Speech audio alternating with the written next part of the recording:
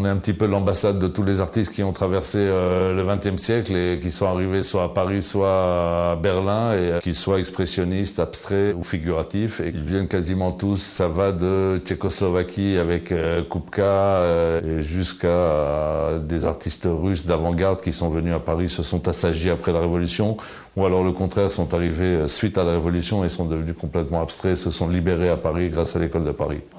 On les a un petit peu accompagnés puisque mon père, en partie, a travaillé avec Lanskoï et d'autres peintres qui sont arrivés d'un petit peu partout. J'essaye de garder leur mémoire, en tout cas de faire redécouvrir aux gens tout ce petit monde qui était l'école de Paris étrangère. 1918-1920, tout le monde essaye de sortir de ce que Cézanne a amorcé, ce que Picasso et Braque ont réalisé, qui est le cubisme. Alfred Rett, c'est vraiment la recherche pour les horizons du possible. Qu'est-ce qu'on peut faire pour sortir de cette impasse qui est devenue le cubisme? Donc Rett, on dirait quasiment une composition abstraite géométrique avant l'heure. C'est un exemple typique d'une œuvre réalisée en 1942 par Rett en pleine occupation. Il était obligé de fabriquer des espèces de reliefs avec du matériau de récupération, du ciment, des bouts de formica ou de céramique cassés et assemblés. C'est une première pour l'Arte Povera à Paris. De toute manière, à partir de Van Tongerloo, qui commence à développer toutes ces théories sur l'art, il prend en compte les mathématiques. Étienne Beotti, par exemple, qui est sculpteur abstrait, qui va faire toute une série autour de la règle d'or. Et j'ai un exemple ici qui s'appelle La mer et qui est une forme de vague comme ça qui se déploie.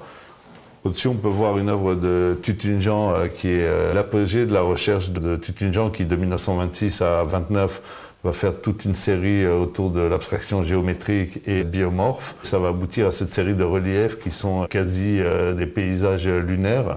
Calder, pour la petite anecdote, venait à l'atelier de Tutunjan pour voir comment il assemblait ses petites baguettes, ce qui va lui servir par la suite. Et donc c'est un exemple extraordinaire de ce qu'on faisait avant 1930 déjà en art abstrait. Ce qu'on fait de manière récurrente, ces expressionnistes et les cubistes russes et hongrois qui font partie de l'école de Paris aussi. Marc Chagall par exemple, on voyait une œuvre de 1924, totalement expressionniste, avec le violon sur le toit, le village en folie qui part dans tous les sens, une botte qui vole dans le ciel jaune, enfin un vrai Chagall d'époque.